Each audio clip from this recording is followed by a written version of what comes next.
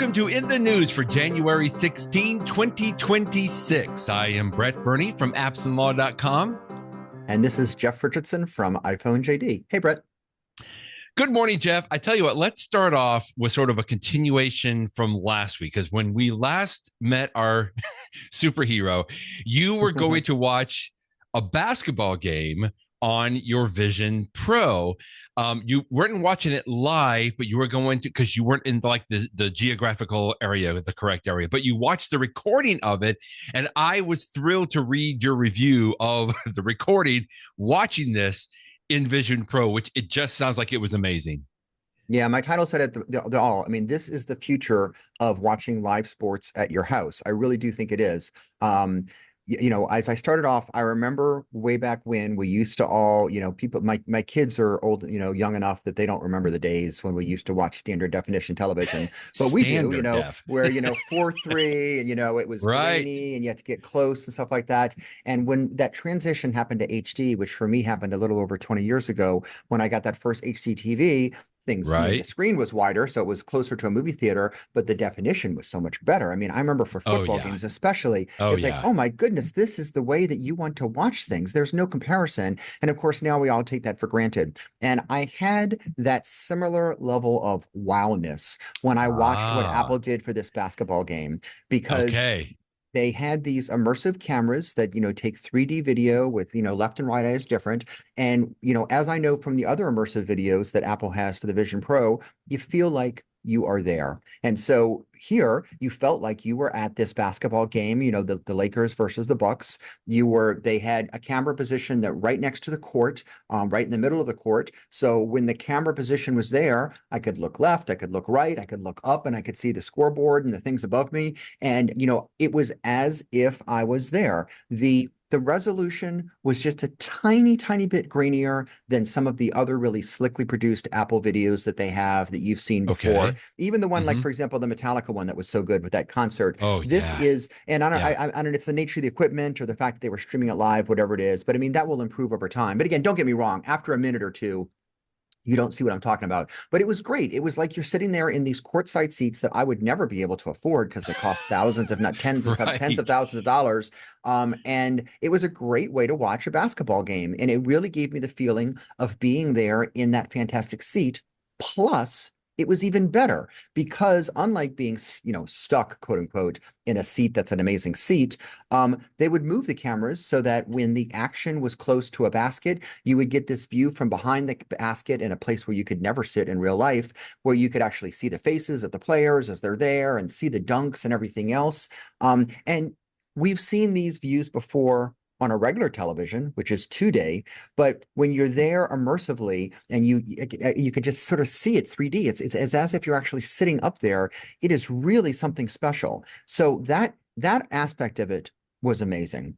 But then additionally, because it's immersive, you don't have to just look in this little, rectangular area where they want you to look. You can look anywhere you want to look. So things might be going on the court. Like I mentioned, like some of the, during the breaks, they would have like the Laker girls come out there and perform. And I could watch the performance, but I could also look to my right and I could see all the camera people during the game. I could look to my left and I could see the coach right there telling his team what to do. You just like as if you were in a regular arena, you can decide what you're going to look at any one time. And that just adds this level of immersion.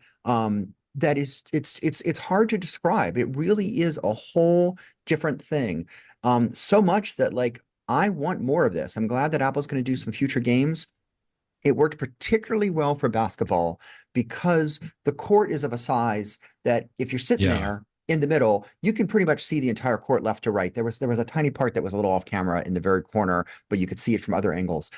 So it works well for basketball. I suspect it would also work well for something like hockey that has a similar size, area. Now for a larger field like football, soccer, maybe even baseball, for those sorts of things, I'll be interested to see. I'm sure Apple will try it. With the field being so big, you wouldn't necessarily have the best view, but we have this in real life. If I go to a real life football game at the my local New Orleans Superdome to watch the Saints, even if I have fantastic seats right on the 50-yard line, when the action is way downfield, I'm going to be far from it. And Sure. sometimes in those cases, I might look up at the big Jumbotron screen they have to like look at it. And you can do the same thing in these immersive videos. When I was watching the basketball game, if they, Interesting. they showed some instant replays, but sometimes I would just look up at the board that everybody in the arena could see to watch the instant replays there. But this is something different. It's really special. So to be clear, now this wasn't like you being able to switch to cameras yourself. So it wasn't sort of like interactive that way, but this is immersive. So in other words, it looks like here you had it at the bottom that there's like a director being able to switch to these cameras in this angle. So you couldn't choose which camera you wanted to watch, but you could look around whichever camera angle that you were at, as opposed to, just being courtside and just like sitting there, like that's the only view that you could have. You would sometimes see the back of the basketball hoop, for example, or I think you mentioned that you could be up in the stands at some point. So you weren't controlling that, which I think is fine, but it just seemed like it would be a little bit more interesting. I mean, I keep getting this confused, I think, between interactive and immersive, but somebody else was deciding which camera you were viewing at any one time. Right. And that's an important distinction. Again, this is just like if you're watching in regular television, there's going to be Yeah, right. the director and the team, and they're going to decide, they're going to have their little truck outside, and they're going to decide right now we're showing camera one, right now we're showing camera two. So that is something that we're all familiar with. But I do have to admit that, especially for immersive, there's a part of me that would have appreciated having that ability. And I know that at least one person, I didn't link to him today, but I think it was Matthew Panzarino or something like that, he was critiquing. He's like, oh, I wish it had stayed in a single camera position, just the one right in the Yeah, middle of the court the entire time. And he right. thought it took away from his experience. I disagree. I actually prefer, I would have preferred to do it the way that Apple did here, because I want a director who knows what they're doing to say, this is the most exciting part of the game right now. Right now you want to be watching this. I mean, again, you can figure it out because, if people are next to a basket, but like, I thought that was appropriate to make those decisions. And there were even some times where like, one of the coaches might have stood in front of the camera right next to the court. So of course you'd have to go to a different camera, or you'd be looking at somebody's butt the entire time. But there's no question in the future, this would be better if you not only had the immersive, but also had the interactive portion of it. And I can't help but think about that, because we know that when it comes to sports, Apple recently signed the contract with F1 to do the F1 races. And Right, I know right. I haven't watched an F1 race much myself, but I know that people like being able to select, do you want to look at the view from this car or from this car or from this side angle? And some of like the F1 app, I think it allows you to have some of that. I suspect that Apple is going to do that for the non-immersive 2D F1 broadcast that it's going to do in 2026. And so it would be nice if they did have this ability. Now, I know there's bandwidth issues. Like if you're going to have the ability to switch cameras, does that mean that like this takes up a ton of bandwidth to have immersive 180-degree video, 8K per eye, or 4, whatever it is, 4K per eye, 8K per eye, I forget what it is. But there's a lot. This is huge bandwidth. So there would be some technical challenges, but what you're mentioning, that would also be the future. And that's the most important thing. Sure. I loved watching this game. This was and I'm not even a big basketball fan, but what was most exciting for me is that I felt like this is the future. The technology is going to get better. The Vision Pros or whatever the future devices are called are going to get cheaper. I can't wait to have something, as I mentioned at the end of my article, where I could share with someone else so that someone else could wear their Vision Pro and we could like look at each other and talk about the game and then look at the game. When the Apple Vision Pro is on your head, it's a little difficult to have a drink. And if you want to have a beer while you're watching the game, that's a problem. There are many very important things that we need to work out. But again, mark my words, this is going to be the future as this technology develops. And I love that Apple is at the forefront. I see even another revenue stream here. They could have a camera right next to like the rich and famous that are sitting on the sideline. They could have had a camera. So, you could be Vision Pro, but then if you turn to your left or right, you could see Leonardo DiCaprio maybe sitting there. Yeah. That's hilarious. I like that. Also, thank you for your very good attempt at taking screenshots to include within your post. I know you could take screenshots on the Vision Pro, Pro, but in some cases they'll not allow that. And I think you said it would just be black, right? So Mhm. did you put your phone up underneath your Vision Pro to take these screenshots? Like that's pretty amazing. It was the only thing I could think of to do. So I just shoved my iPhone underneath my Vision Pro glasses and I was taking these pictures that, of course, were blurry and everything else. But at least and even this is not really appropriate because, like, the one that you're showing right now, what you can't Yeah. tell from the single frame is that I could have looked up and down and left and right and seen a lot more. Right, This makes it right. look, but it gives you at least a little sense of what that incredible seat is. And right now you're showing on the screen for people watching the one that's right behind the basket. And you see how you have Right. like the bar that holds the basket up, which is called, what's that called? Like a stanchion or whatever the name of that thing is, but Something, like yeah. something like that. But like that feels like it's 3D, like it's right next to you. It's really sort of cool. Oh man, that's really cool. So I'm looking at the press release from Apple now. That was a game on January 9th, and like I think I mentioned, because you're not in Los Angeles, you couldn't watch the game live on your Vision Pro. But apparently, if you were in Los Angeles area, you had a I Vision could Pro, have, you yeah. you could have done that. But they have 5 more games, I think, coming up. Hmm. Yeah, mostly in February and in March, that you'll be able to do the same. Um, I don't think you'll be able to watch them live, and you may or may not be able to watch them for free after, because you watched it through, I think, the NBA app, right? Because they wanted to get as many people. I don't know that they're going to be allowing you to watch all of them for free, but that would be pretty fun. Yeah, I don't know that they've announced that because the NBA app is something that you can pay for these league passes. So like if I had wanted Right, to watch right. the replay in 2D, I don't think I could do so without paying for that. But at least that first one was free. What was interesting to me about that schedule is that I just assumed that Apple was going to only do this in Los Angeles, right there in California, close to Yeah, them. But I actually see, right. looking at the schedule, that on March 5th, the game against the Denver Nuggets is going to be Oh in yeah, Denver at the Ball Arena. So I guess they're going to pack up these fancy 3D cameras. I believe Apple took like on 7 the of them. road. Yeah, so they're going to be Okay. packing these up and getting them there. So I guess that makes sense to do that, but that'll be interesting. But again, Apple, this is all just Apple experimenting because this, I suspect everyone, they're going to try something Hmm. new again, and it'd be fun if every one of them was free. But we'll see. But even if they're paid for, I tell you what, I would consider paying for it to do it because it was a really, really cool experience. Not just the game, but again, it's the whole experience. I mean, even it's like like the Laker Yeah. girls performing, or during the halftime, you have like the silly somebody from the stands comes and tries to make a shot for $100,000 if he can make the big court shot, in which, You could, spoiler alert, he did not make it. But it's all of those sorts of antics that you see, and you're right there. I mean, it's the best yeah, seat in the house. You're right there seeing yeah. it all. It was really, really incredibly interesting. Well, thanks for the report on that. I've been looking forward to it because I wanted to see how it went. And while that was a big news, at least for us, I'm kind of burying the even bigger news that happened this past week. Oh my goodness. Um, we've all been reporting for a long time now about Apple's involvement with AI. How are they doing? How are they building it and everything? And up until this week, I would have felt like I would have won any bet to say that Apple would have gone to be more of a partner with OpenAI and ChatGPT. But boy, I would have lost this week, because the big news is that Apple and Google announced an agreement, at least verbally, if not, if they haven't, I don't know if the ink is even dry, whatever, that Apple and specifically Siri are going to start using Google's Gemini AI tool inside, not just in the Siri, but as have been explaining a little bit, that it's going to be even bubbling up and maybe some of the other apps and everything. Just incredible. Like I'm not fully surprised, but I did not think it would come down to Google Gemini. That's for sure.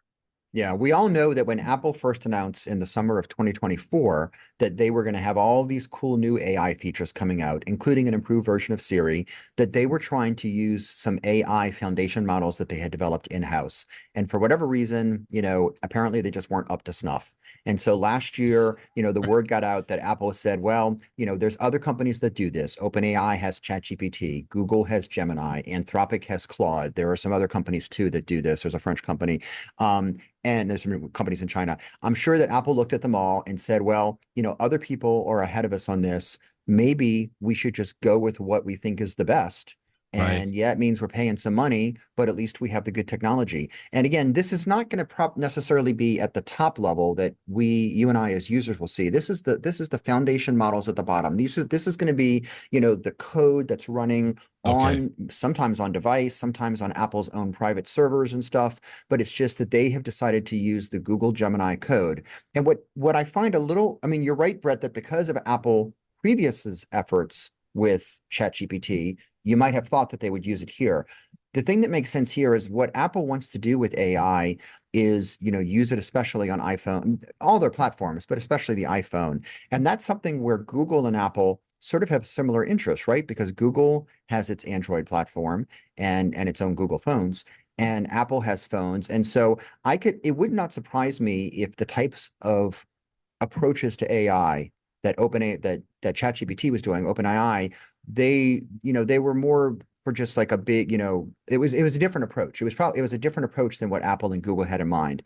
Right. Right. Plus, Apple and Google have long had a relationship on tons of different things. Yes. Google Right. pays Apple tons of money every year for Google to be the default search engine on the iPhone and other platforms, like billions of dollars a year.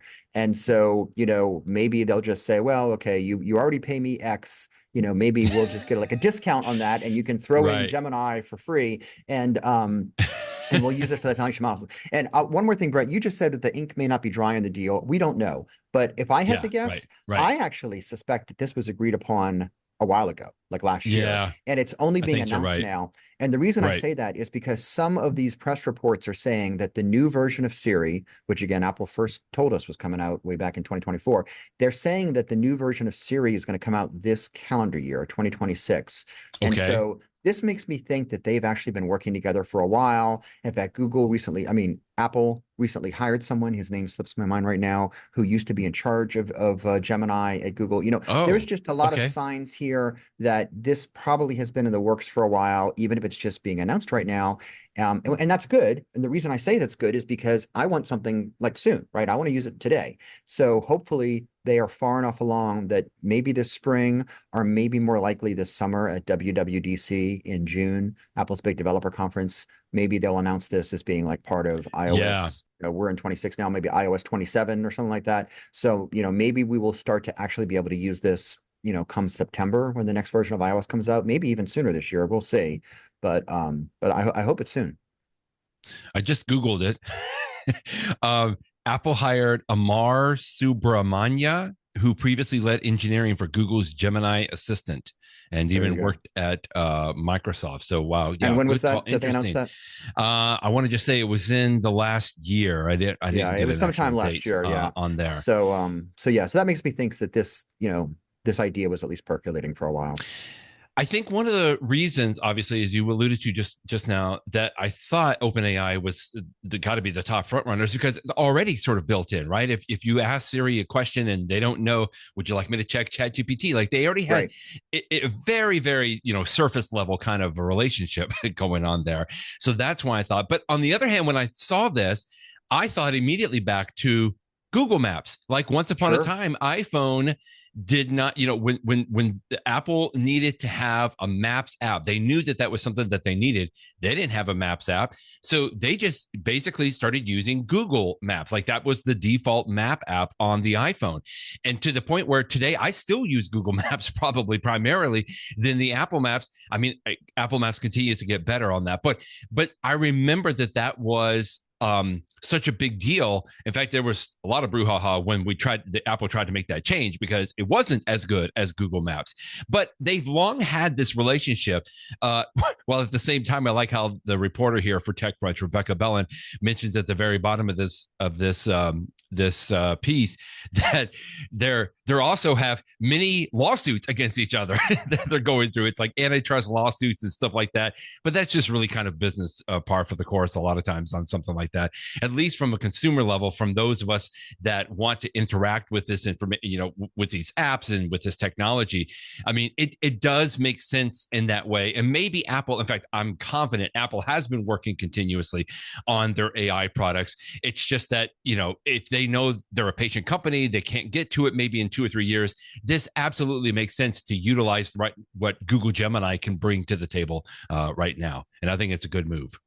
The Maps example that you bring up is an interesting one because that was an example of something that at first Apple didn't have what they needed in-house, so they used Google, Hmm. and then they developed their own, and now we have the Maps app. And here it's the same. This is just beginning. Is Apple going to be using Gemini for forever, or are they going to stick Yeah, with it for the right. next few years and then eventually replace it with their own like they did in Maps? I don't know. Or is it going to be something like search? There was a time way back when people thought if you are a computer company in this internet age, you have to have your own search engine, right? And Right, Microsoft, of right. course, did that. Microsoft came out with Bing, and Bing is still out there, although not, I'm sure, I don't know too many people use it, but it is It's out still there. there. But Apple decided, we're not going to have, I'm sure they looked at it, but they decided we're not going to have our own search engine. We're just going to make Google the default. We're going to let Google Right. pay us some money to do that so that it works out well for us. And Google gets advantages to it too, of course, because of all the search history stuff that they use to sell ads and stuff like that. That's why they make so much Hmm. money. So, this is just another example of you need to decide for the things that make sense for you to do yourself, great. But you Yeah. can't do everything. And for some things, it's going to be something else. And then for some things, it's going to be in between. You're going to start by relying on someone else and then do your own. And, time will tell what the future is for AI. But there's all sorts of, precedents and examples that makes me think that, yeah, you can totally understand this business decision. But again, what's most important to me is just I want something that works. I want something that we can use this. Exactly. Back in Yes. Yes. 2024, when Apple previewed this, we've talked about this before. There was the infamous, and I say infamous because they pulled it, infamous advertisement ad on TV, Hmm. where the actor Bella Ramsey was hired, and she showed off this example of how you could just talk to Siri on your phone and say, "Oh, who is that guy over there? Didn't we go to lunch at that one place at that one time?" And because the Right. phone uses AI to know your calendar, to know your notes, to know your emails, to know everything else, to know everything about you. It can understand that just like a really smart, human assistant. And it could say, oh, well, that's, John so and so, and y'all had lunch together at such and such a restaurant in this state. And afterwards you had a meeting with him, or those sorts of things. That would be Yeah. really useful, right? There's privacy concerns, and of course you have to address all of that That's a stuff. big one. Yeah. But Right. Apple predicted in 2024 that they were going to do this, and so far they have been unable to deliver. Right. My hope is that now they will. And as evidence for that, that's another story I linked to today, is that Google has announced that it's also using Gemini for the Google app. So things like Gmail, regardless of whether you Uh-huh. use an iPhone or an Android or whatever you use it on, that they are going to be integrating throughout this year. They're starting now with just a few test users to integrate Gemini so that, for example, Gemini would know everything that is in your emails. And so if you asked Mm. questions like, what are the most important emails I need to deal with today? Or, what are the emails on this subject? Or, what do you think about such and such? And it's going to give you a more informed answer because it knows the contents of your emails back and forth on this. And of course, there's privacy issues involved in this. Don't get me wrong, but it could be really, really useful. And so we know that this is where Apple is going because they told us in that commercial. We know this Right. is where Right. Google is going because they announced it this week. And so it's really interesting stuff going on here. I am concerned, but the privacy thing is pretty big because that was another thing that I thought about this coming out. I think when the Bella Ramsey commercial came out, I, at least personally, I had a confidence level like, okay, well, Apple is going to do this and do it right on the privacy side. Like, I wouldn't mind Apple having access to my calendar. They kind of already do. I don't, they're not using it, from the aspect in the example that you're giving. But Google, on the other hand, it's like, I don't know that I have that Mhm. level of trust. And this is a good article that you linked to today from Brian Chen at the New York Times. Um, it is going to be worthwhile to see how that integration is going to come. I feel like I'm leaning towards, yes, I'm trusting a little bit more because Apple is involved, and I know that they continue to make those declarations about, they're committed to the privacy thing. But man, when you pull in a Google aspect on here, I'm going to be nervous. We'll see how it goes. And, I'm hoping that in some cases it could just be a simple toggle, right? It's like, do you want Google Gemini to have access to this or not? I mean, I don't know how all this is going to play out, but my hope is that it's not going to at least, just be like, here it is, or you don't get it, or you get it, all of it kind of a thing. Anyway, but that privacy thing, I'm glad you brought up because it's at least a concern for me now until we see how that's going to be rolled out. Yeah, and we've been through this before because I remember Yes. when, Yes. Gmail started to become a thing, people would Right. say, "Oh, well, we know that Google, if you're doing Google searches, Google takes everything that you type and they use it to, maybe try to come up with a profile of you and to sell ads and all that sort of stuff. That's how they make money, is through their ads. Is Google going to be, taking my email content and selling it to Home Depot so that they can, and people have to get over a level of trust of, well, no, That is true. there's not going to be any person at Google that's reading your emails. It's just their computer system hosts the emails and runs its algorithms to do, like, if you search for the word, such and such in your email, it finds it. It doesn't mean a real person knows about it, but these are all issues to think about. And so, you got to think that when Apple agreed with Google to use Gemini just for the foundation model, that this stuff's going to be locked down. Apple wouldn't have it any other way.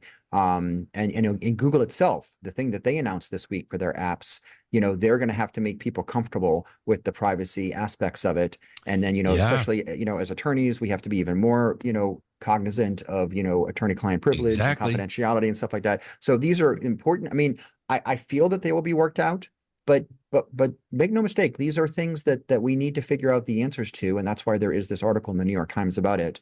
But I do think in the long run, it's going to get worked out. And if it does, well, then it means that we can use the AIs to have a better understanding of all of our information, emails, calendars, notes, etc., so that the technology can help us in a way that would have been impossible without the AI. And that's a really promising, it's basically like having an assistant, a personal assistant that's with you at all times and knows your schedule.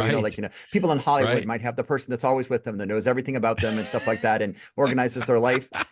I would love for my iPhone to be my little buddy that does all of that stuff for me as well, in a way that's safe, but also really helpful. So that's what I hope for. Maybe Google can help Siri find the gem and Gemini. This is a great little story you linked to today. Siri helps a Texas family find a 2.09 carat brown diamond at an Arkansas state park. Apparently, the school teacher, his son wanted to go mining for, gems or minerals or crystals or something like that. So they go to Arkansas.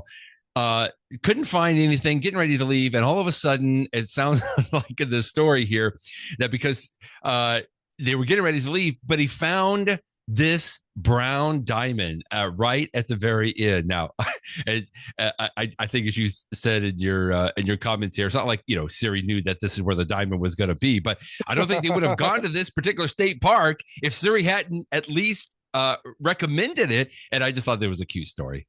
Yeah, I mean, you could joke about how much Siri was involved in this article and, People Magazine. But the truth is, he did ask Siri where to go. And Siri said, go to the next door state, go to Arkansas. And this is where this state park where you can mine for diamonds. And sure enough, he found one. So it's pretty cool. And I was doing some, I don't know for sure, but it looks like the diamond he found, 2 carats sounds pretty big to me. Because it's a brown diamond, I think we're talking, depending upon all sorts of features, like a couple $1,000s. Yeah. But even so, I mean, that's pretty cool, that they found a diamond. So it's a great story. So yes, maybe Siri, and this was the current Siri. Imagine if this was the new Siri with Gemini. That's what I'm saying. You'd be finding the Hope Diamond or something. Yeah. So. Oh man. Okay. Well, Apple came out with that announcement, but they were not done. Oh my goodness, what a big week! Apple, in addition to making this announcement or revealing that they are working with Google Gemini, or they're going to work with Google Gemini, they introduced yet another subscription. I'm almost getting to the point of subscription exhaustion here, Jeff. I mean, I understand why they're doing it, and it makes sense. But this week, Apple introduced Apple Creator Studio, which really, I feel like, focuses mostly on Final Cut Pro, which is a high-end movie development editing tool, Logic Pro, which is for sound, Pixelmator Pro, which is for photos. This is really interesting how this is going to go. They included some other things with that as well, and we'll get to that in just a moment. But just interesting, they're going to bundle all of these up. All of them are available that you could purchase now individually, but now you could have a subscription to where you can get access to them all the time. Yeah, Apple loves subscription revenue. Everybody does, because it means you have a steady source of income. And it's one of the reasons that, I prefer it. When I have an app that I really like on my iPhone, I would rather have a subscription at a reasonable price, because then I am continuing to give the developer money year after year to make the app better, support as opposed to a one-time thing. I mean, not that I need to worry about poor old Apple going out of business, but so I understand the idea. Apple, of course, sees it as a good revenue stream. Traditionally, all of these apps were sold individually. And in fact, some of them, like Final Cut Pro, when it first came out, was like $900. I mean, it was Oh super yeah, expensive. a Nothing I lot. would ever Yep. consider buying. And then over the years, the price went down. A number of years ago, it was selling for $200, which was still a lot because I'm certainly not a professional video person, but I do work with home movies a lot. And I had been using the iMovie program for years, and I had sort of reached the ceiling of like, I was running up against things that iMovie could not do, and I wanted to do a little Hmm. bit more. And so some friends of mine had recommended that I move up to Final Cut Pro because it's just so much more capable, although a little bit more complicated. But tell you the truth, it's very similar to iMovie. And so I did that. I bought it for $200 a long time ago, and I've used it since then. But now, and I could continue to use it on my Mac, but I saw this coming last year because last year Apple released Final Cut Pro for the iPad. And I use it. It works really well. That's It's right. not Yeah. it's not as capable as the desktop version right now, but and lots of times I'll start a project on my iPad just because I love the iPad. It's easy to deal with the video and you can use your hand and it works really well and I can just sit there on the couch. But I often get to a point where, okay, now I want to do something a little bit more sophisticated. I'm going to send this project to my Mac and finish it on my Mac, but that's fine because most of the work's already done at that point. But when Apple came out with the iPad version last year, you had to pay a subscription for it. I think I paid $50 Oh, a that's year. right. And Okay. so Okay. that was that Okay. one. Now, instead of paying $50 a year, I could either pay $12.99 a month or $129 for a year to get not only the Final Cut Pro that I currently pay for, but all of these other apps too. And I'm thinking about it because I personally don't use Logic because I don't really create music. I would love to. If I had more free time, that would be a lot of fun. I love to play piano, but I don't use that. I haven't used Pixelmator Pro, but I hear good things about it. It is a competitor to Photoshop, and Yes. people. It's been around for a long time. Apple purchased the company A about good one. about Yeah. in 2024. They purchased the company, and they got Pixelmator. They got Photomator, which is an app I do use on my iPad, and I've heard good things about it. And I might go for this bundle because even though I have paid Adobe a subscription for Photoshop for a number of years now, Oh, I really? Okay. I know that Photoshop is above my head. I mean, I use Photoshop when I put together images for iPhone JD and for other stuff, Right. but I'm constantly like, how do I do this? And I have to Google it and look at some YouTube video of someone showing me how to do it. It's just, and again, don't get me wrong, as an attorney who writes words every day, I know Microsoft Word like it's the back of my hand. Every little Yeah. setting and Yeah. thing, I can do everything on Word. And so I know that there are people that are photography professionals and they know how to do everything about Photoshop. They should. That's their job. That's just not me. I'm just more of like a prosumer. And so I've always wondered if I should be using Photoshop or not. And so maybe I will give Pixelmator Pro a try, not only because I can use it on my Mac, but also for the first time, and this is, I guess, the only new app that was announced by Apple this week, is that Pixelmator Pro is coming to the iPad. So you'll have a lot of power Oh, on your nice. iPad. They currently have an app called Photomator on the iPad, which is a little bit more simple. They have a regular version of Pixelmator, but not Pixelmator Pro. So anyway, I'm gonna take a look at this and see if it makes sense for me. But clearly, if you are a creative professional, well, then this bundle, these are great No apps. question. And Right. if you are like a prosumer like me, someone who is like, you're getting a little beyond GarageBand for music and iMovie for video and just like the Photos app for photos. If you wanted to go to that next level, you could either try this out for a month, as you want to try it out, or do an annual subscription and try out all these apps. Here's what this includes here. You get the Final Cut Pro, like we were just talking about, Logic Pro, Pixelmator Pro, and then we'll come to this in just a second. Keynote pages and numbers are listed here. Interesting. Yeah. Okay. But then also Freeform, which is an app that came out, I want to say 3 or 4 years ago, where it's like like almost like a Like a whiteboard. whiteboard, if you will, kind of a thing. And then Motion Compressor and Main Stage, which I feel like are a little bit more like add-ons slash utilities for creating animations or something like that, and Yeah. compressing files, that kind of a thing. And main stage is used by Still, performers when they perform on stage, but yeah. okay, exactly. I mean, again, that's more going to the professional side. I don't know if you and I are ever going to use something like main stage in there. So just like any subscription, I feel like, I know you're going to use Final Cut Pro, but would you ever use Logic Pro? I mean, I guess if you pay for a subscription and you have it already, maybe you would, but I don't know that you would have gone out and purchased it, right? But this is always a thing with subscriptions. And frankly, I guess I'm not too bothered by that. I do like the idea of supporting the subscriptions. Can I ask this? Do we know, Jeff, if you purchase this Creator Studio subscription and you get the Final Cut Pro, the Pixelmator Pro, does that include the Final Cut Pro for the iPad as well, or is this Yes. just for Mac on there? Oh, it does. It Okay. does. And in fact, Okay. to make Okay. it maybe Good. confusing, Good. they're going to continue to have like the current versions of the app, like the Final Cut Pro app on my iPad that I have right now. It has an icon that sort of looks like the traditional Final Cut Pro. But what you were just showing on the screen, they have like a colored different. Yeah. They have a different icons in here, which I don't know if you can argue are better or worse, but it's going to be a different version of the app. And then the question is going to be feature parity. Like, will both Yes, versions of right. Final Cut Pro for the iPad have the same features? They haven't answered those questions yet. Okay. But Okay. yes, by paying To for be this, known. most of these work on the iPad, not all of them. Like you can't use compressor or some of the others, but the big ones we're going to work on both Mac and iPad. Okay. Well, that's good to know. Let's get back to a big question I have here, Yeah. because they include Keynote, which is almost like the analogy to PowerPoint, Pages like Microsoft Word, and Numbers, Microsoft Excel. Those three apps, what we used to call the iWork suite, I don't know that Apple officially calls that anymore. They come free. That's one of the great things about it. They've come free on Macs and iPads and even on the iPhone. You don't have to pay anything for them. And yet they're bundled in here as well. But I think either you said it or maybe one of the articles that you linked to, it's really that you get some additional, probably AI powered features in these apps if you subscribe to the Creator Studio here. Yeah, and it's a really interesting decision. So the apps continue to be free, but free with an asterisk or freemium, if you will, and Okay. that certain features of the apps you will only have if you pay for this subscription. And if you do, if you already pay for the subscription, that's fine because you get some additional things. But what's going to be curious is people that don't. So like what we're talking about here is, let's say, for example, Keynote. Keynote is fantastic for doing presentations. Yes. I know lots of attorneys that use it for, court presentations or presentations to clients Absolutely. or conferences and stuff like that.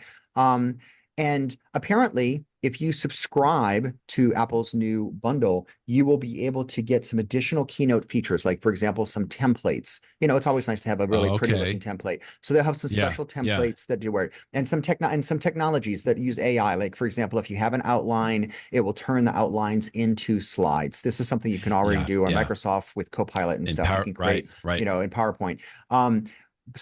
But let's say here's the and then there'll be similar things for the other ones too, for Numbers and for Pages and stuff like that, and eventually for the freeform app. But here is the thing that's going to rub people, I think, the wrong way. Let's say I am somebody like an attorney. Let's just pretend I have no creative side when it comes to art. I don't do movies, I don't do photos, I don't do videos, and so it would make no sense for me to pay $129 a year for the suite. But what I do use is Numbers for spreadsheets and Keynote for presentations. And I want to have all the features. And so am I going to have to pay $12.99 a month or $129 a year just to get those extra features that otherwise would be part of a bundle that means nothing to me?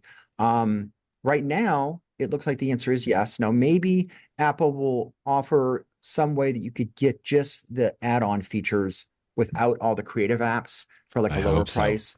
But otherwise, it is curious because it does sort of think like they're taking two things that don't belong together, all these creative tools. Oh, and also all you productivity people, and let's put you together. And it's like, wow, what are they doing together? Why is Apple bundling it? It's curious. It is curious. Yeah, and then you had this article from Jason Snell as well, where he's going through some of the arguments on there as well. So to be clear, we should still get the free versions of Keynote, Pages, and Numbers, just like we've always been doing now for a while. It's just that it may not have those additional, well, at least at this point, it won't have those additional AI-powered tools. And to your point, you were saying in Microsoft PowerPoint, I do enough presentations that I pretty much create my own slides. But if I paste an image into a PowerPoint slide, Microsoft Copilot will open up in a panel and say, hey, do you want to make this is a great image. Do you want to make it look more professional? Do you want to make it look more playful? Do you want to look more creative? And if I do that even in Google Slides as well, it'll do a lot of that same stuff. And I think I've always liked the idea that in Keynote, it's not bugging me to do that, but that's just me. I can see where maybe some of these additional AI tools would be helpful in there. And you're right, I don't know that I would have a use for Final Cut Pro or Logic Pro or, any of those those other things. And so I may want some of those AI tools from the productivity side, but not necessarily from the pure creator side. And that's what Jason Snell goes through and talks about as well. Agreed. So, but again, this is all, it was all just announced. It's not even out yet. I think it comes out in like a week or two. So it says the 28th. Yeah. January 28th is what it said. Yeah. So there you go. Right. Did so it say here at the very top? I think yes, that's right, available starting 128 on there. There you go. I feel like I'm going to try it though. I mean, most of the subscriptions, Apple is good enough about having them on a month-to-month recurring basis, right? So, I mean, theoretically, I guess you could sign up for it, try it for a month or two, see if you like it, and then stop it at some point. I don't think that they require you to they don't commit to a full year. You could just use it. Like, let's just say I'm going to work on a project today. I'm going to do a 1-month subscription. And now I'm done. Right. And then 6 months from now, I want to work on another video, or a Logic show. You could do it then. So you could totally do that too. Interesting. And then you're paying much, much less each year. So that's an option. That's an option. I feel like Apple is going to try to stamp that out, but they haven't in the past. I mean, you could do that with Apple TV, or you could do that now with Apple News or Game, or Arcade or something like that. Okay, well, we'll watch this. I mean, I kind of feel like I'm leaning towards it now. I mean, I've always wanted to get Final Cut Pro, and I've just never wanted to pay $300-400 for it. So maybe this will give me the availability to at least try it and see how well it can go. Well, let's go to something that's a little more serious. Really continue to enjoy Glenn Fleischman's articles at Six Colors, because he just really goes to a level of detail, which is great. Here's one that I feel like is sort of near and dear to our hearts here, just because we've got parents, or we've had parents that are elderly, in the sense that they're just the number of phone calls and scammer text messages that are going to elderly folks today. It's I like the word you use. It's disgusting. It truly is disgusting. And Glenn Fleischman does a fantastic job here of giving you some step-by-step tips on maybe how to help, if not fully prevent it, to at least lessen it as much as possible. Good article here. Yeah, I mean, you may want to do these things yourself, and you certainly may want to do it for a loved one that is less sophisticated when it comes to technology and scams and stuff like that. I've been using these features. They were part of iOS 26 last fall, and one of them, for example, is like with phone calls. You can turn it on that if somebody calls my cell and they're not in my contacts, well, then my phone won't immediately ring, but instead I'll get like a little notification that the iPhone is talking, quote unquote, to the person and is asking you, who are you? What do you want? And that person can say, and then they will let me know, do I want to answer the phone? And perhaps that's a little annoying to the person calling me, but I tell you, if they're a scammer, a spam call, they're going to hang up. And when the couple times, and it's quite a bit actually, like I might have like a contractor that's calling me that's saying, I'm on my way to your house. He's not in my my address book, but I can very quickly see from the face of my iPhone, oh, I see who this person is. I'm going to break right in and I'm going to pick up the phone and talk to them. And it's totally worked fine. And that's just for phone calls. They can also do it for text messages and for something else. Because I see, otherwise it's just so easy for someone through a text message or a phone call or whatever to contact you in a way that seems perfectly legitimate and says, I'm trying to help you out. There's an issue with the purchase. I just need to double check your credit card, or that one's not working. Can you give me another credit card? And the next thing you know, you've given the bad guys your credit card, and they're buying something online at, Home Depot or whatever, and having it delivered to their house instead of yours. And these happen this is huge. It's such a big thing. So I love that Apple has given us just a little bit more protection, not that it's perfect, but as Glenn Articles points out, whether you use this or not yourself, and I think you should consider using it yourself, you definitely would want to help your loved ones to, get their phones set up just to protect them, because it's too easy to get scammed. It's unfortunate from, I guess I would call it a psychological standpoint. I'll just speak for my own mother, but I'm sure a lot of folks are going to relate to this. She gets a phone call. She thinks that every call is important, right? Somebody's trying to call me, somebody's trying to text me. And if she gets something like that, she just immediately thinks that it's important. So she'll pick up and she ends up talking to them. And, that's exactly what a lot of these folks are looking for. It's just somebody that they can engage, because at some point they're going to get some kind of private, information, personal information about them that they can use from an identity theft, for example, or like you said, a bank account or something crazy.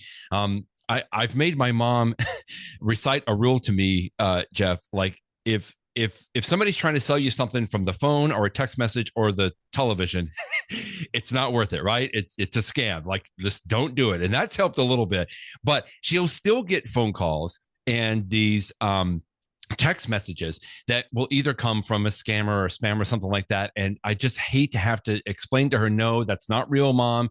They're not really from, Red Cross or something asking for donations, or they're doing something else. And it's just unfortunate that you have to do that. So the other quick tip that I'll just say here quickly is, I'm in Ohio. My mom is in Texas. I could call her and just say, can you tap this and tap this? Because Glenn Fleischman does a great job in here of giving some screenshots. But that is so tedious. And a lot of times she won't know where the button is. If you do a FaceTime call, first of all, it helps to talk face to face and they can see your face. But on the FaceTime call now, I can have my mom share her screen, her iPhone screen with me. And then she can even let me take over and I can actually go and do these settings myself on her phone. Now, there's a couple of security hurdles that they got to jump through to say, yes, let this person, I trust this person, let them control my screen. But that is a great way, if you've got a loved one that you can't get access to their phone, that you can just have a FaceTime call, they can share their screen, and then you can go through and do these settings as well. And that's a helpful tip. Very good on that. Well, let's go to something a little more fun. How about old 80s video games? I like that you leaked to this. I like the very top of this press release here because it talked about the Sid Meier's Civilization game, which is coming to the iPhone or the Apple Arcade, which is amazing. I never did a lot of Civilization, but I had a lot of friends that were really into that. But I like what you talked about, which is a game called Retrocade. If you want those old arcade games, this is going to be beautiful. So, when I was a kid, video arcades were a big thing in the 1980s. And, these old classic games like Asteroids and Centipede and Pac-Man, there have been ways to play them, over and over again on your iPhone or your iPad. The announcement is that Apple, through their games thing. So like if you either pay separately for Apple games or if you, like you and me, subscribe to the Apple One service and it's something you get for free, you will be able to play, some of these classic Atari games on your iPhone, now owned by Atari at least, on your iPhone and iPad, which is great. And that'll be fun if you want to play these things. But again, this part you didn't be able to do before. What is new and what I just think is fascinating is that this Retrocade game is going to also work on the Vision Pro. And what does that mean? It means that not just playing the game, but I will be able to like stand in my living room and look at the wall and I will see what looks like a full-size arcade cabinet with the Pac-Man or the Asteroids or whatever. And then I'll be able to use a little Bluetooth controller to play the games. And I just think, we'll see how it actually works out in real life. Maybe it'll be a dud, but maybe it'll be fun. But, I cannot help to think when I was like in middle school and the beginning of high school, there was a show that used to be on TV in the 1980s called Silver Spoons. I don't know if you ever watched it. Silver Spoons. Yes, of course. Ricky Schroeder. Ricky Schroeder starred in it. And Ricky Schroeder was this kid that, they had lots of money and he had arcade games in his house, in the living room. Yes. And I just remember thinking at that point in my life, I'm like, that is just the best of the best. That's like the bomb. You were just that's rad, man. I tell you, if you could have a video game in your own house so that you didn't have to go to the arcade to play Pac-Man, that would be wow. And so I have to laugh that now, thanks to my Vision Pro, I could have something that's at least simulating, having Galaga or Pac-Man or Centipede right there in my living room. And we'll see how it works. But I think it's such a clever idea. So I couldn't help but mention it today. Well, I think it comes out in a couple weeks. I will see how fun it is. But I look forward to trying it out for sure. And again, I don't have to pay anything for it extra because it's part of Apple Arcade. No quarters. No quarters needed. Necessary. Yes. You'll have to put your phone up inside your Vision Pro again and take a screenshot for us once you get that. So that'll see. I like that. Last but not least, I like the video at the bottom of your post today because it sounds like Apple finally has listened. Like, you know what? Let's make an iPhone commercial for Jeff Richardson at iPhone JD. Let's make an iPhone commercial that features attorneys. This is such a great video. You got to watch it to the very end. I love it. It's called Slide. Apple always tries to create commercials that are sort of clever and funny and stuff like that. And what could be more clever or funny than attorneys? We are a laugh a lot, a laugh riot. So I just thought when I saw that they had an ad, it's an ad that advertises the screen of the iPhone 17 that it's scratch resistant. But when you look at the ad and you see how they chose Oh to yeah. portray that, I'm like, Yeah. So bravo, good. bravo. I So love it. good. I love it.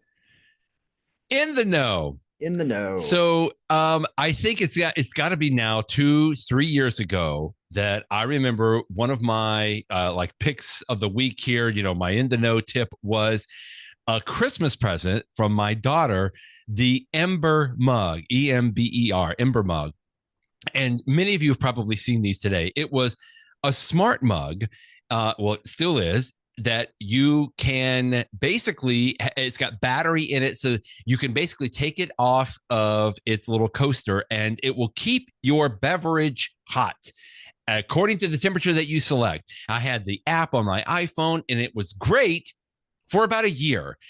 So good, in fact, that my wife got one of her own because she was so jealous of me having mine.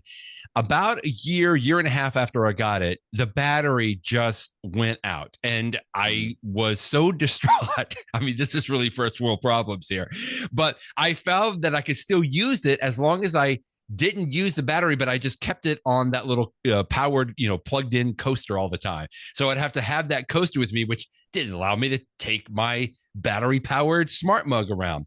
Well, my wife's also had the same issue. So we are not Ember fans anymore, other than it's a fantastic idea. So when we found the Nuwave smart mug at Costco, we both jumped on this. Now, this is a company I've never really heard of before. Nuwave, Nuwave. They have a smart mug that if you go to their website, you can see it is priced at $200, $199.99. But I would tell you that my wife found it at our local Costco for half that price. It's $99. I know it's, Costco makes you sign in for the price, but if you can find it at your Costco or you can find it online at Costco, Costco.com, and you're a member, you can get it for $99. Costco has a lot of overturn on their inventory and stuff, so it may not be there, but I'm just saying if you find it, totally worth it. So if actually I've got it here, it has instead of having an app on here, you can actually program it. You can even say it turns on and it says hello. So you can program the actual temperature that you want it to be, and you can just interact with it. It's like a little touch screen right here that's kind of hidden. It's really clever the way they've done it on this. This does not come with an app. Again, I know that's it's terrible, but it's okay because you can program everything through that little LED screen on the very front. The only other thing I've heard people complain about is that it is stainless steel. It's not ceramic, and people like to have ceramic cups. It feels a little more comforting with their coffee. And I get that, I do, but I have enjoyed this. It's very nice and easy to keep clean, which is really good. It's telling me now that it's empty because I don't have any coffee in it right now. But this is the Nuwave Smart Mug. If you see it at Costco, I think they sell it on Amazon.com as well, but not quite.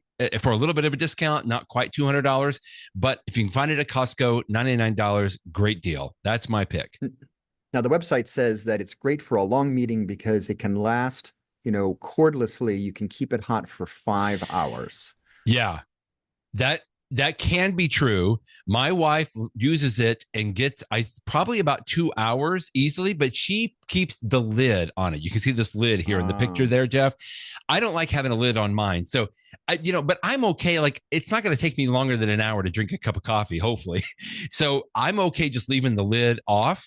And, it lasts plenty of time for me. And then when I'm done, I just set it back on the coaster, even though I've walked around the house or I've brought it up here to the office. So they do say 5+ hours, but I would say that means you are using the lid, which kind of helps everything, keep hot inside as well. And you can use the lid. I just choose not to. My wife does all the time, and she does get a lot longer time out of that. Yeah, but even without the lid, I mean, a regular cup of coffee is going to start to go cold, relatively soon. So if you could go like an hour or something to keep it at a temperature, that's pretty cool. So yeah. I don't think I ever realized how quickly it started going cold until I had a smart mug. And then I was like, I can't do without this now. Like, I don't want to drink cold coffee anymore. Anyway, I know it's a little bit on the higher end, but this is a great product if you can find it. There you go. Well, since you have a gadget, I have a gadget recommendation today too. Oh, good. And this is something that I originally got as a gift like a year ago. And unlike you, I'm not recommending a specific model because the Oh, model that okay. I Okay. got was something less expensive and it's got some issues with it. It was like a $50 version. But the category that I think it's worth for people considering is a dash cam. And again, dash cams in your Yeah. car are nothing new. People have had them for a long time. And originally, it was just like, truckers and real people, that were on the road all the time would have them. And now they're more common. But I've had one for about a year now. And I will tell you, I actually sort of like it. The big use of a dash cam, of course, is for, what if an accident happens? Somebody runs a red light in Yes. front of Right. you or tries to Right. cut you off the road and you want to be able to have proof of what actually happened.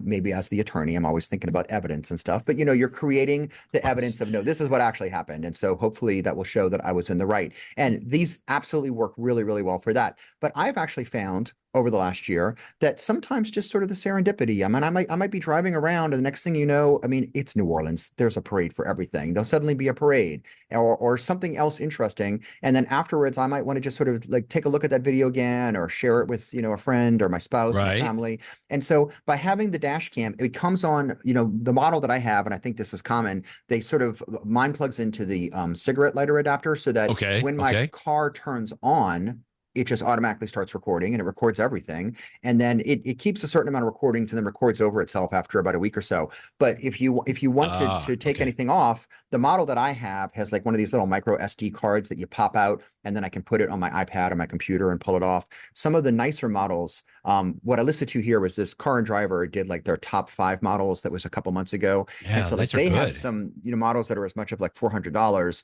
that have like built-in Wi-Fi so it could send the video wirelessly to your iPhone and you could save it that way. You can get more features depending upon how much you want. Another thing to consider is, and you're scrolling past it right now on the video on what you're Yeah. showing, is that different cameras have, of course, different resolutions. Mine's pretty basic because it's a really cheap one. But if you get one of these really nicer ones with like 4K and like stuff 16 frames per second, if you're trying to read that license plate of the car that was in front of you, you're going to get much better results with a nicer camera. So just like anything Right. else in Right. life, you're going to get Sure. better results with something more expensive. But whether you get one that's more expensive or one that's cheaper, I've actually find that and I haven't had an accident yet, so I haven't needed it for an evidentiary standpoint, but I just find that it's been nice to have a camera. Now, the one that I have, because it's really cheap, it's a little bit of a pain because you got to take the SD card out and it's in like a WMV format, which I can't even read natively. So I got to use the handbrake app on my Handbrake. iPhone Right. to convert it to a .mov file. So I wouldn't necessarily recommend that model. But I have gotten enough enjoyment out of this less expensive model that I got as a present that it has made me consider getting a more expensive model that You're has gonna more bells upgrade. and Yeah. whistles, upgrade. And so I'm in favor of it. If you're thinking about it, and the thing is, it's right. I always thought like, oh, is this going to be obnoxious while you're driving? No, they sit like high up on your windshield, so they really don't obstruct your line of view, your line of sight. Like the cord for this mine just sort of tucks into like the edge of the window, so you don't really see it at all. Okay. Yeah. It sort of tucks away, and it's nice to have. So I'm in favor of it, and I'm gonna probably take a closer look at this list of the top 5 cameras, and maybe I'll upgrade what I have. I'm so glad that you brought this up. Just kind of like what you were alluding to. I've always thought dash cams is like, I don't need a dash cam. I come from the day it's like that's such a luxury to something. Why would you Mhm. need to have something like that? It's kind of ridiculous. But my son, who's a little bit of a car buff, he watches a lot of video and he pointed out this scam where, some people will get in front of you and either, brake suddenly or even back up and reverse so that you rear end them. And of course, as most states, Mhm. you're liable because you're rear ending somebody. And it's like, if you don't have a camera, a dash cam like this, you may not have much of an evidence to be able to disprove or, show what happened, that kind of a thing. Obviously that's from the liability standpoint, but to your point, I mean, it would just be great to have like anything that goes on. And you see a lot more of these videos and things, and it is affordable. I mean, yeah, $400 is a little bit of an investment, but the way I think about it sometimes, and my son and I have talked about this, it's like, do you want to invest in something like this now? Or are you going to have to pay insurance, right? Either because your insurance goes up or you got to pay for an investigation or whatever the case it may be, if you have an accident. I mean, this is something that I think is worthwhile looking at. I'm so glad. Thanks for this list from Car and Driver magazine that you posted here too. Some of them are expensive, and there's always things like, should you just get front? Do you get front and back and rear? And then, like you were talking about, how does the power all go into it? And I think some of these will even connect wirelessly to your phone, so you can get maybe the video off of it that way. A lot of different features and stuff to consider here, but great list here. Yeah, and of course, some modern cars come with this built in, like I think Tesla's do and Sure. stuff like that. So like Right, that's a right. feature too. But this is definitely, and it's an intro. This reminds me of way back when I remember that there was technology you could purchase for your car that would actually give you like a backup camera and stuff. And I had this, I reviewed this years ago on my website. It went on your license plate and it put like a camera there so that I could actually put my iPhone up and I could see. And I was like, wow, this Right. is so useful to have a backup camera. And of course, nowadays, I think most cars, just about all cars have built-in Everything, backup everybody. cameras. Yeah. But so who knows if this will become standard at some point or not. But much like that was really useful when it first came out, and I really enjoyed it. I think that this technology, it's sort of nice. And again, it's great for accidents, but also just sometimes there's interesting things out in the road, and it's just nice to have a Yeah. little recording of it for whatever reason, posterity's sake. So it's something to consider. Great stuff. Great tip. And I'll look forward to an iPhone JD review of whatever you upgrade to in the near future. Man, lots of news this week, Jeff. Goodness Very gracious. busy, I mean, I felt like yes. for the last couple of, the first couple of weeks, we're like, okay, here we go. It's the beginning of the new year, not much going on. But wow, Apple has come out of the gates already in this week of 2026. It kind of gets me excited for what's coming down the lane for this year. I'm Agreed. always excited every year. But I mean, goodness gracious, if we're already seeing some of these announcements, and like you were saying about that Google, they've been working on this for a long time, and maybe they are kind of ramping up into WWDC in the summertime, and it's pretty exciting. So exciting that we'll talk with you next week. Thanks, Brett. Bye-bye, everybody.